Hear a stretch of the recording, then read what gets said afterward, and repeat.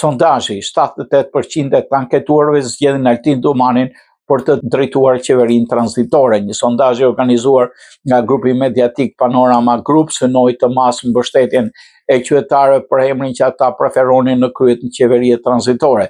Kjo kërkesë po artikulohet për një muaj në protestat e përnaçme të mijëra shqiptarëve në shesh, të cilat kërkojnë dorëheqjen e kryeministit Edi Rama dhe krijimin e një qeverie të re. Kjo qeveri me mandat njëvjeçar nga organizatorët e protestës do të përgatisë zgjedhje të lira e të barabarta. Anketimi është bërë në disa qytete të vendit dhe janë në pyetur mosha të ndryshme. Sipas rezultateve, 70% mbështesin SPAK, 78% të anketuarve në favor të ish-kreut Altin Dumani si kandidati më potencial për drejtimin e një qeverie të tillë.